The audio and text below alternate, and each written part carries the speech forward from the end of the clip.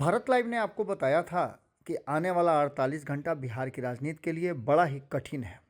इसमें कई उतार चढ़ाव होंगे और बिहार राजनीतिक रूप से काफ़ी आंदोलन करेगा, जिसका असर सीधे सरकार और अलग अलग राजनीतिक दलों पे होगा। ये नज़र आने लगा है। एक तरफ जहां इसी बीच में शिक्षा मंत्री जो नीतीश सरकार में है और राष्ट्रीय जनता दल कोटे के हैं, उन्होंने एक बयान दे दिया और रामायण के एक छंद को लेकर के उन्होंने जो बातें कही उस पर विवाद बढ़ गया है। ये विवाद इतना बढ़ गया है कि इस विवाद के विरोध में देश भर में आंदोलन शुरू हो गए हैं और ख़ास करके देखा जाए तो बिहार में उनके साथ रहने वाले सत्ता के साथी भी काफ़ी गुस्से में हैं।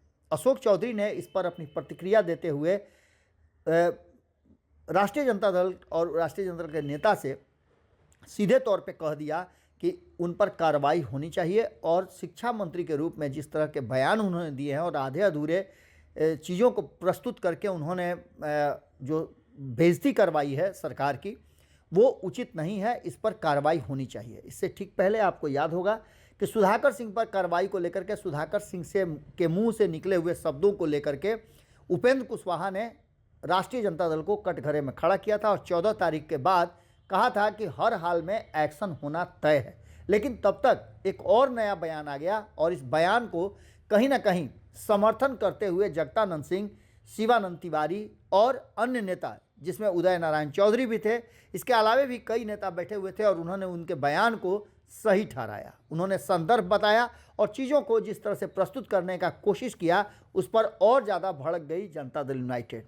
जनता दल यूनाइटेड को ऐसा लग रहा है कि तेजस्वी यादव के और उनकी टीम के इस व्यवहार के कारण बिहार में जो वोट बैंक है वो खिसकता नजर आएगा और एक ऐसे विवादित विषय को छेड़ दिया गया है जिसकी हर कोई, चाहे वो किसी भी जाति का हो, वो इस चीज़ का समर्थन करता है और रामायण को लोग अपना महत्वपूर्ण ग्रंथ मानते हैं और राम के नाम को सभी अपनाए हुए हैं। इन सारी बातों को लेकर के जहां अशोक चौधरी तल्ख टिप्पणी कर ही रहे थे, उन्होंने चंद्रशेखर पर कार्रवाई करने की बात खुल करके कह दी।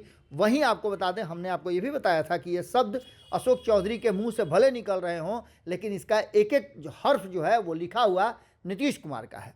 अब जबकि अशोक चौधरी के बयान पर अभी रिएक्शन हो ही रहा था कि दिल्ली से लौटे उपेंद्र कुशवाहा ने तो और बड़ा इसमें आग में घी का काम कर दिया है। उपेंद्र कुशवाहा ने सीधे तौर पे चंद्रशेखर को हटाने की मांग की है और कहा है कि ये गठबंधन के लिए ठीक नहीं है। अगर राष्ट्रीय जनता दल चंद्रशेखर को बर्खास्त नहीं करता है, नीतीश कुमार अगर बर्खास्त नहीं करते हैं, मंत्रिमंडल से हटाते नहीं हैं, तो इसका खामियाजा भुगतना पड़ेगा। इतना ही नहीं, आने वाले 2024 और 25 के चुनाव में भारतीय जनता पार्टी को सीधे लीड दे देना या वॉक ओवर देने जैसा होगा।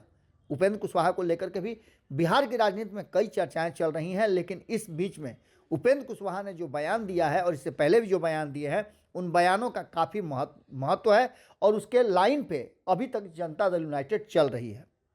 देखना दिलचस्प होगा कि दो अलग अलग धुरी के लोगों ने राष्ट्रीय जनता दल को घेरने का कोशिश किया है और इस घेरने में बहुत कुछ सामने नज़र आ रहा है। सामने तो नज़र ये भी आ रहा है कि कहीं ऐसा ना हो कि तेजस्वी यादव के सारे सपने काफूर हो जाए।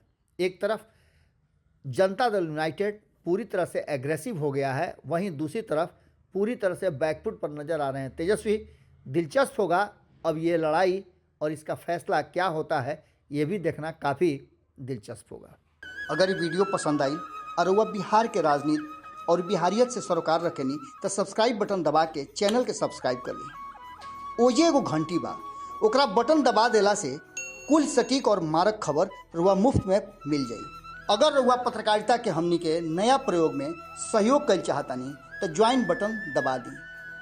पेटीएम नंबर नोट कर ली 9386816700। धन्यवाद।